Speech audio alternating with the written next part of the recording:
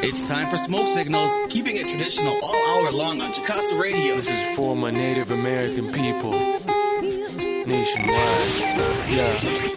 Yeah. So if you check out the center spread and the tour of times we have on with some pretty provocative artwork. Andrew, what do you think? Is it too much? Did we go too far here? I am not somebody that is easy to offend or look at something and be like, oh my God. No, this is great. I like it. I know that author. No way. Or the artist? Artist, sorry. Mm-hmm. Yeah, because I've seen it before. No way. And I looked it up. He's pretty famous, man. Okay. Yeah, it's Tim Reese. That's his name. Yeah. Yeah. I'm not related to them. I'm not related to them. That's the guy. Yeah, man. He makes all these. You I've should seen one. be. You should It was like that with a horse. Yeah. Yep. He did a lot of different crazy. artworks. Yeah, Yeah. so I reached out and I was just like, would you mind if like we used it? We'll pay you and stuff. And he's just like, you know what? I'll do it for free. He's like, he's like, it's basically artwork specifically directed towards the protest audience. So all the audience that's standing in solidarity with Wet'suwet'en, that's what that artwork's for. So he's just like, I'm going to do it for free. Just use it. They sent us like the most highest quality version of it too. No, it looks like in the paper for the size as well. It looks phenomenal. I'd also like to say that if any artists out there want to send in and submit artwork, they can send it to info@turotimes.com. There we go. And we'll go through, and if it's published, we can send honorarium. What we do is we generally just license it for like a reprint fee where we don't try to own the artwork of it, because some people might try to do that, but we don't. We just do a license fee to reprint. Yeah, no, 100%. Okay. I like it. And like I said, with things like that where it's not even at this point shock, but it is truth, essentially. Like, for me personally, it does not bother me. Yeah, the thing is, too, is it's like this artist isn't indigenous. This is an ally. So this is someone from PEI. It's somebody who has their eyes open to the issue. Oh. Yeah, so he's not native. That's the best thing about it, too, is it's an ally. Because there was another ally at the march in Brantford last weekend that did artwork as well. It was an ally that did the artwork. Mm-hmm. Carried a banner done by this ally. I guess we should describe it for people. What it is it's a oil pipeline like piercing this guy who was holding a feather, and then there's also like United Nations like the UNDRIP. You know what that is? The declaration on. And the pipeline is also just going straight through it into this person as well. And it was the piece of art. I think it's noted in here, but it's called Broken Promises, I believe. Mm-hmm. Which is a great description as well. Yeah, and if you if you look in the background, you'll see the forest. The forest decays as soon as the pipeline hits the guy in the chest. Yeah. So it's really symbolic as well. Yeah, so maybe I thought this would be a great opportunity if we could kind of sum up what's up with the blockades. Like if people imagine if someone's was on vacation, they came back and they're like, "What the heck? What's going on? Yeah. What's happening?" Driving by, seeing the police and everything else. I see Cheyenne on TV though. Yeah, I saw her on TV on like CP24. Yeah, was it? She was like talking.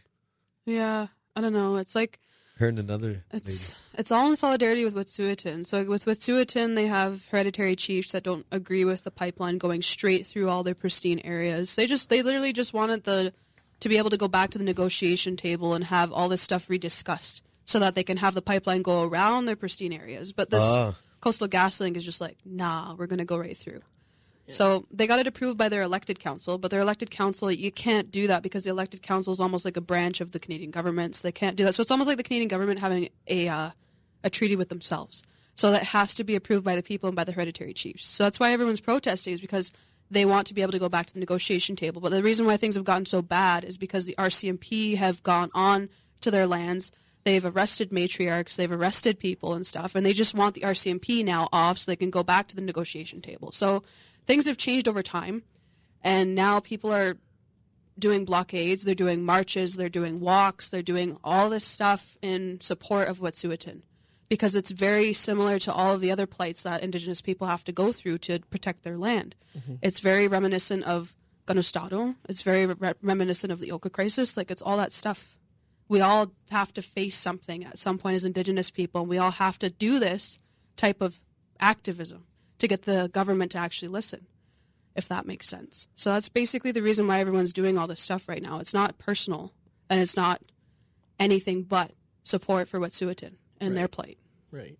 Mm-hmm. And one thing I could say is I've traveled through the interior of BC before by car, and it is very pristine. It's hard to describe really, like how much trees there are and how the mountains are, and like with the amount of like eagles flying everywhere and like bears, and it's kind of crazy. It's kind of crazy out there.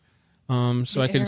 The air. Just the amazing. air and the water. It's just different, yeah. Like I drank from a natural spring coming off a glacier up near awesome. Whitehorse, but it was in BC. Yeah.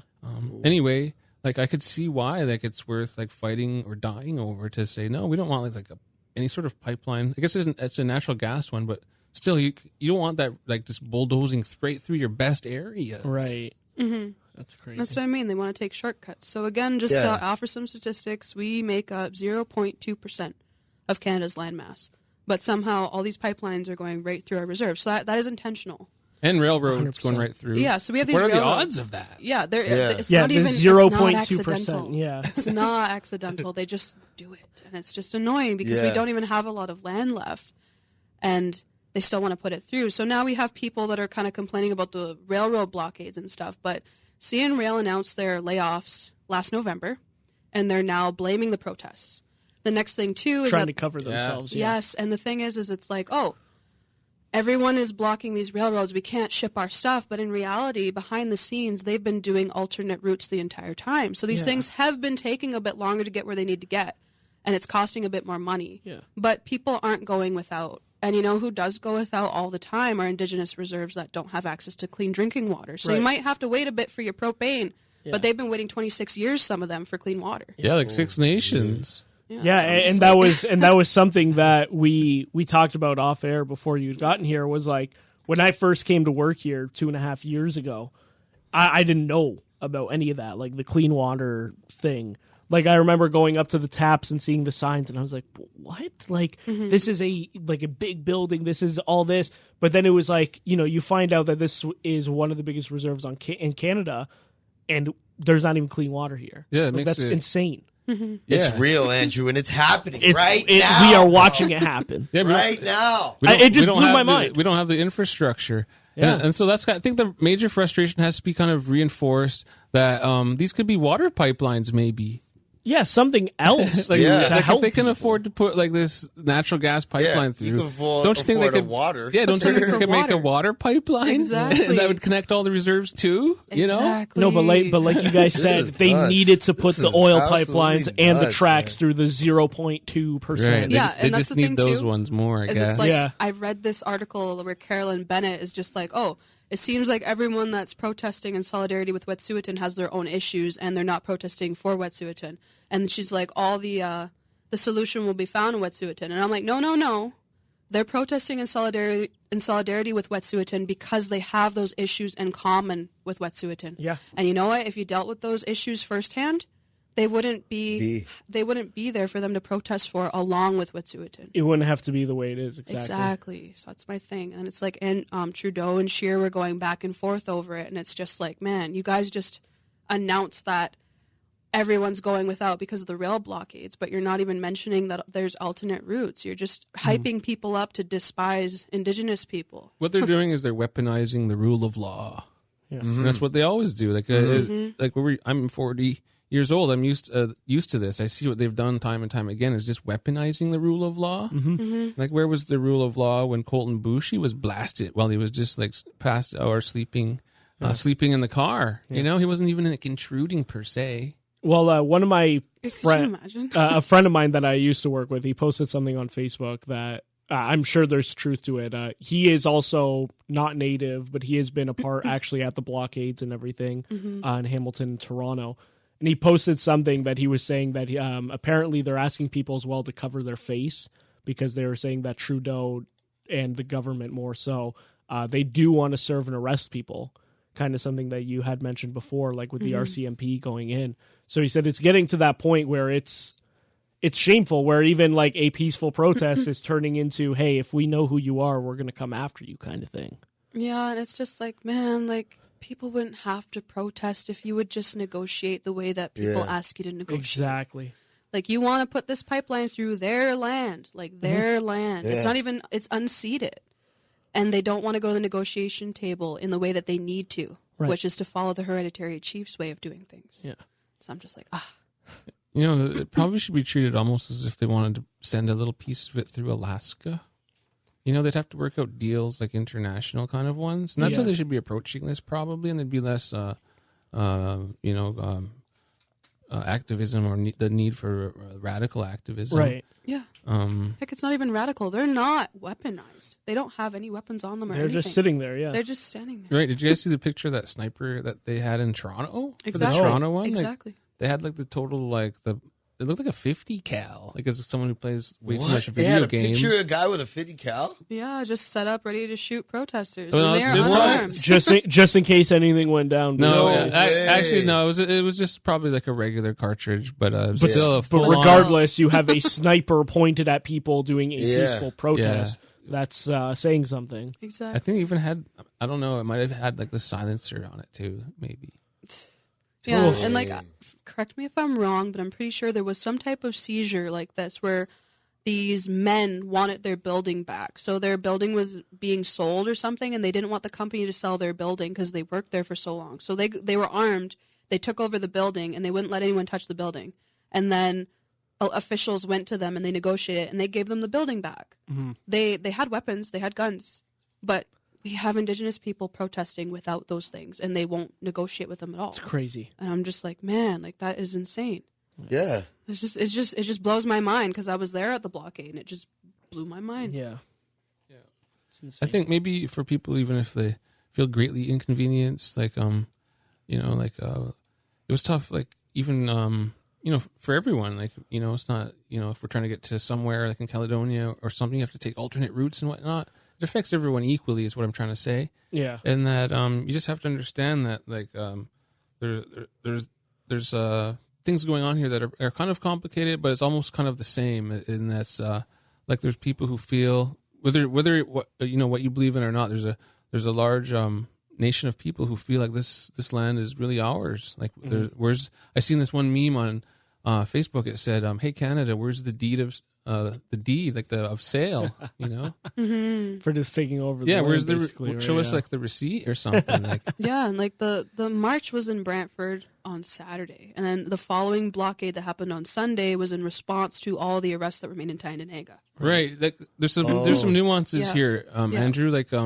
It's not all there's as Jesse just said, there was some other arrests. Like it wasn't just what's happening in British Columbia. No, that's what I mean. It's starting to spread. Yeah, so the Wet'suwet'en chiefs met in Ganawage, Yes. and then Tyendinaga was like, "Well, we want to do the same thing, but we don't want to meet with you. We will lock down the railway." Yeah. Basically, they didn't even have anything obstructing the railway though. They were just stationed it was just there. people. Yeah, exactly. Yeah. So Yeah, and I when they think got arrested, that morning, that's when the blockade went up. So the blockade is literally in response to those arrests. Yeah, but then they're trying to make it sound like the blockade has been there the whole time. Yeah, but it Yeah, hasn't. it was hasn't, literally exactly, yeah. Sunday. Another thing too, I think to consider, especially on this day of all days, is if you look and examine through history, you'll find like a narrative that shows that we've been bullied. Like as I hate the 100%. term Indigenous people, but as people who have been here, like as the people, like we've been here, and I think that we wouldn't have been bullied. Like the Vikings didn't bully us. Except that smallpox kind of like did its thing, and after that we were super weakened. We're in a weakened state, and then we were bullied. Then after you were with, taking advantage, essentially. Yeah. like with legal things such as the Indian Act. Like you have to. Can you make laws if you don't own the land? Right, is my question. Yeah. And there's some complicated things going on here that would take like a whole show on itself to really Yeah, get into. yeah. Because there's the whole issue of Rupert's land. Like I think what I'll do is I'll challenge everyone who's listening to the show to just Google Rupert's land and have yourself a little read. Yeah, sounds good. Nice. Yeah, like I mean, are we gonna? No, No, go ahead. Say whatever you want to say. Chesney wrote many words in this issue of the paper that explaining these multiple different protests. Well, Yeah. I'll call them protests. Actions. There's different actions that have taken place, and Chesney's kind of laid them out. Right. And you, different you were ones. there. And you were there too, right? At the blockade when it first started. Yeah. Holy. Yeah. And, And also at the march. The march was really nice. Yeah, because the Two Row Times Facebook page, correct me if I'm wrong, we have pictures from the blockade. Yeah, and like as soon as everything, I right? was there, I was just like, I'm gonna take pictures and go post this. Right. type Yeah, that thing. was awesome, Ches. Yeah. Great Yeah. work. So, All I was going to say, like, in regards to land, is it's just like we always felt like we weren't subjects of anything. We were allies. So we felt like we were always, like, equal. That's why we could negotiate and stuff. So if you look at, like, the Haldeman Tract, the way that we lost all that land in the Haldeman Tract was because the Canadian government pulled away from the Crown. So they pulled away. Yeah. They became their own thing, and then they're just like, oh, you got the Haldeman Tract signed by Sir Frederick Haldeman. But the thing is it's like there's a clause in here that we don't like and we don't agree with. So guess what? That 6 miles on either side of the Grand River is no longer yours. Yeah. And then Joseph Brant took years trying to be able to lease that land. And he thought, when he was leasing it, he thought he was able to lease it. Yeah. And then the government was like, oh, I don't think so. I don't think you're leasing it because the people that you're leasing to are subjects of the Queen. And I don't think the Queen should be tenants to allies. Yeah. So they didn't allow it. So it's like he Facts. leased this land, Facts. and in reality, he was selling it to them. So they just purchased In it, their and eyes, that's it. Yep. There's no lease. And it was like 950,000, I think, and it's down to Hectares. 50,000. Yeah, and then like the small little Holy. chunk that we got for Six Nations was all that was left from that leasing, where the government just said, "Okay, you're not leasing, you sold it," and it was just really, really crooked in the way that they did that. Because Yeah. he was very smart. He went to Connecticut and got his education. He was born around the same time as a corn planter, and they were both blamed for these two massacres. There's a Wyoming massacre, and then there was the Cherry Valley massacre, and that's how they got famous, in a way. But for the most part, they were land advocates. Yeah. They were always fighting for the people to be able to have the land and cultivate it in the way that they need it. Right. And it was almost like the government duped them in the way it's like, yeah, you can lease right now. Yeah. And they flipped it, and they're like, oh, no, you didn't lease it, you sold it. Yeah. Kind of trying to act like it was a miscommunication. But it wasn't. But it wasn't. It was a trick. Yeah. Yeah. Yeah. And kind of is going in the opposite direction. Like they should be, I think like reconciliation means land. That's what it should mean. But instead, like they're just like putting pipelines through land that hasn't even had any deals with Canada. They're like a foreign body. Yeah. You know, those guys, like they should be treated more like an uncontacted tribe, I think. Yeah, because it's unceded.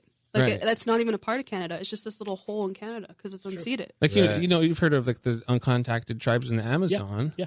Like there's no agreements or no deals with those guys. You can't just start doing stuff. No, you can't. unless You can't think just they're- show up. Yeah. Unless you believe that they're non-human. Yeah. Because that's what they used to do in the 1500s. Is like, they're infidels. Yeah.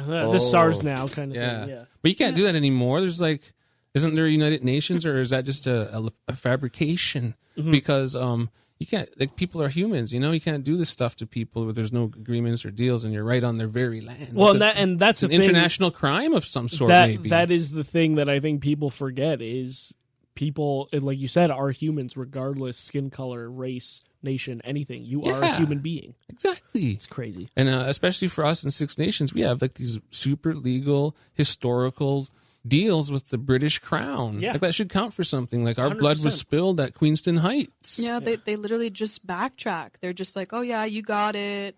Never mind. That's yeah. basically We what want it it was back. like. Yeah. It wasn't even like we want it back. It's like, oh, the clause was incorrect, Right. so we didn't even give it to you in the first place. Right. That's basically what happened. It was terrible. And if I've said this before, and I'll say it again, if we don't get like our land back, we should at least have access to super high technology like UFOs or something, or whatever else is out there that's real. True. Right? Yeah, You guys get access bring to it to Area us. 51. we should be trusted as allies. That's what I'm trying to say. Yeah. No, As we have 100%. these deals with allies. Our ancestors have paid in blood. Yeah. Yeah. The United Empire loyalists and such, and the Mohawks and such others. We're out there like battling it out like the Clone Wars, like we were like Jedis out there with lightsabers. So that's got to count That's for true. something. There you go. That's true, man. Yeah. It's got to count for something. Yeah, man. And so that's why we're persistent, and that's why we teach our kids to be persistent and to hold strong and never give up. There you go. Yeah. Jukasa Radio 93.5. Hella turned up.